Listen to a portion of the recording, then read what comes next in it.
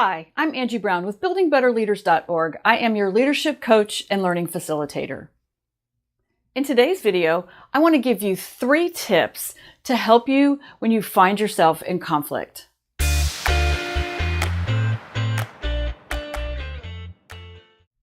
For leadership tips and techniques, be sure and subscribe to my YouTube channel and also click that little bell so that you get notified each week when a new video arrives. So this week, I have 3 tips for you as it relates to conflict and being the leader. Tip number 1, there's no script. You know, I've said before, and I have been teaching conflict resolution classes where people just say to me, can you give me a script? And the answer is no, there is no script. It comes from the heart. It comes from being curious. And it's really important that we learn to listen in conflict for what's said and what is not said. But having a script doesn't do any of that for you. I want you to be curious. I want you to set your mind that you're going to listen and gather information, and you're going to listen from the heart. I remember teaching Covey classes where there's a piece on empathy and listening first to understand the other person before talking about your own side of the matter. This is what this is all about. It's important to be curious and listen to the other person first. In the listening, it's really important that we listen with our whole being. And I want to, for just a moment, describe something to you.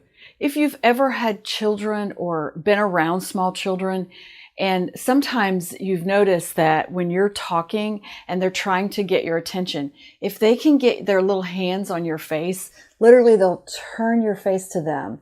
Because what they're trying to do is get your whole attention. That is what good listening is all about. I guarantee you, in all of my time of leadership coaching, I've never had a script. I listen. And the best listening is what helps us to navigate through conflict. So be sure and listen. Tip number 2. There is no good way to have conflict. It just is. There's no good way to do that. It's not like you can take a grenade, throw it in the middle of conflict, and hope that something great is going to happen out of that, because conflict is conflict. And it's important that we understand that there's not really a good way to have it. It's going to happen, and we want to navigate and listen and be present as we work through it. I want to remind you, people come to conflict with their own stories, their own belief system, their own mindset. And one of the things that I hear often is that people are frustrated because of somebody else. Well, guess what? You can't control them. All you can do is invite them to be curious with you. Sometimes that phrase, are you willing to look for another solution or to listen to another opinion? Anything really. But the question is are you willing? Because if they say yes, then let's go on this journey together. Let's both be willing and make that choice. If we're not, it doesn't matter what happens in conflict. You can try everything you can try. You can do all of the skills that I've been teaching you, and the other person may still choose to stay in conflict. They may still choose to battle it out. They may still choose not to listen. You can't control them. So what I want you to think about is it's not about controlling the other person. It's not about how do I get them to do something, because that puts you in a controlling mindset. It's really about how do I ask questions? How do I impact? How do I prepare for their responses? That's what is really most important. Sometimes we're in conflict with people that we know really well, and we can prepare. Oh, I think they're going to say this, and I think this might be, well, then prepare for that. But don't control the outcome, because that's a different mindset, and that's not really where I think you want to be.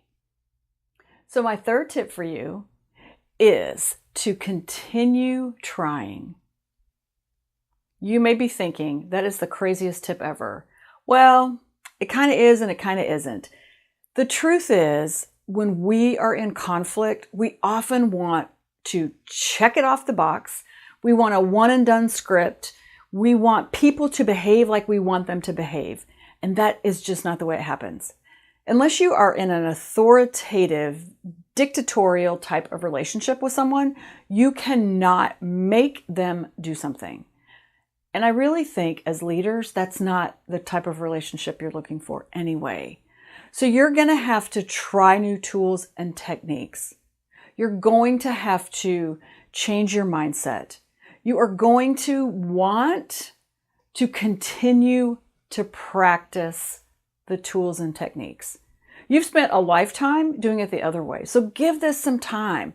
Learn as much as you can. Read the book. Dive in and get as much information as you can so that you can be the best that you can be and invite others on your team in the journey with you.